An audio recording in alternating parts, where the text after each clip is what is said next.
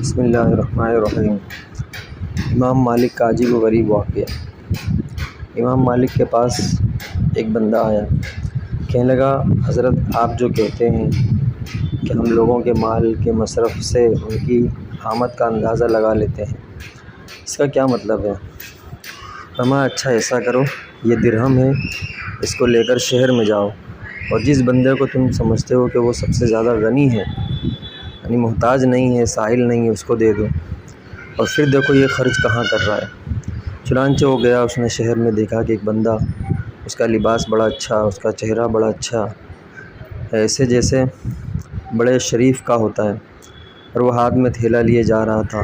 اس نے کہا یہ بندہ واقعتاً سائل نہیں ہو سکتا۔ اس نے اس کو دے دیا۔ دینے کے بعد اس کے پیچھے لگ گیا۔ اس نے عجیب بات دیکھی کہ وہ بندہ ایک گلی میں مڑا اور تھیلا گلی میں پھینک کر ایک دکان کے اندر گیا، وہاں سے سودا خرید کر گھر کے اندر لے گیا۔ اس نے جا کر دروازہ کھٹکھٹایا۔ اس نے کہا میں آپ سے ایک بات معلوم کرنا چاہتا ہوں، آپ مجھے صورتحال اور اس کی حقیقت بتائیں۔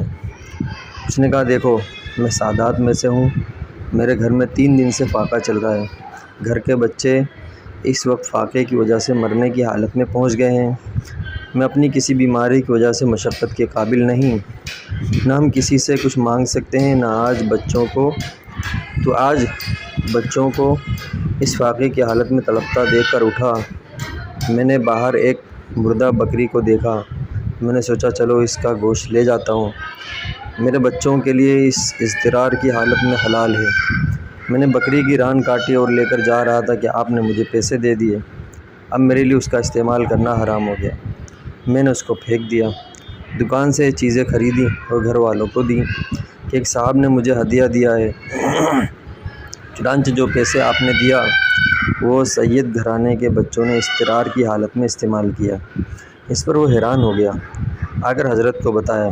حضرت نے فرمایا اب اپنا پیسہ نکال لو اور جس کو سب سے زیادہ محتاج سمجھتے ہو اس کو جا کر دے دو، پھر دیکھو وہ کیا کرتا ہے۔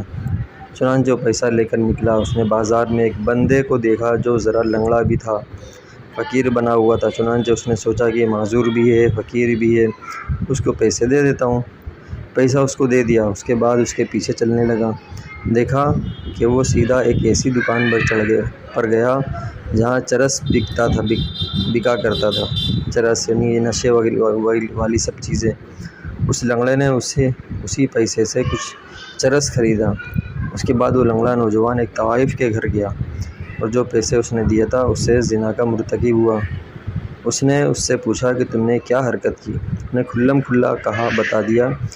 اس نے آ کر کہا کہ حضرت آپ نے سچ کہا، میرا پیسہ مشتبہ تھا، میں نے اپنی طرف سے صحیح بندے کو دیا لیکن اس نے اس کو گناہ کے کاموں میں استعمال کیا۔ جب آپ کا پیسہ حلال تھا میں نے ظاہر میں ایک ایسے بندے کو دیکھا جو غیر مستحق تھا، مگر اللہ نے آپ کے پیسوں کو اچھی جگہ پہنچایا۔ آپ نے فرمایا ہم مال کے مصارف سے مال کی آمد کا اندازہ لگا لیتے ہیں، یہ کدھر سے آ رہا ہے، حلال آ رہا ہے یا حرام آ رہا ہے۔ بے شک السلام